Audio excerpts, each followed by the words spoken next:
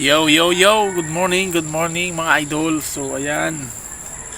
So ito na nga pala yung tanim kong kamuting kahoy. Actually umano na siya, sumibol na. Kasi kung natatandaan niyo yung dati kong video, actually kakatanim ko lang nun, kaya siyempre wala pa siyang sibol, no.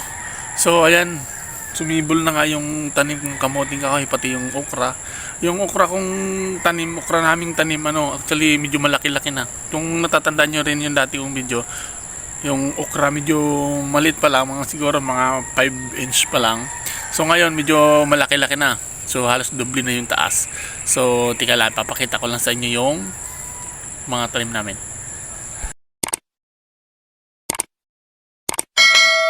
So ayan guys, yung kamuting kahoy na sinasabi ko, medyo malaki-laki na, sumibol na. Ayan, yan sila, yan. Yung dito guys, oh. Yan, buhay na talaga sila, oh. Yan, buhay na. Tsaka ito na yung guys, yung malunggay. Kung natatandaan niyo yung dati kong video, so parang maliit na lang talaga siya, hindi pa sumisibol. So ito na siya ngayon, guys, oh. Ayan, oh. Malago na. Yan, tapos ito na yung mga okrang tanim namin. Yan, nalalaki na guys, oh. Yan, oh. Nalalaki na guys, oh. Mga okra ho yan mga idol. Yan, malalaki na sila guys. Halos halos mga dubli na yung laki nung una kong video.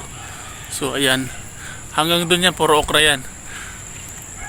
So yan lang mga idol, sinare ko lang sa inyo yung mga tinanim nga namin na talagang medyo makikita mo na, kumbaga sabi nga nila, pag may tinanim may aanihin.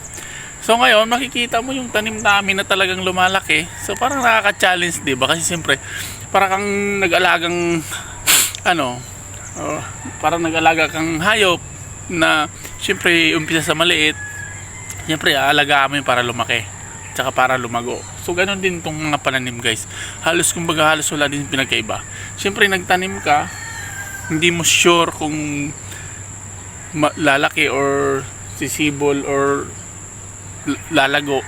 So ayan, yun nga pinakita ko sa inyo, medyo lumago-lago na. So ngayon ang gagawin natin is siyempre tutuloy natin yan.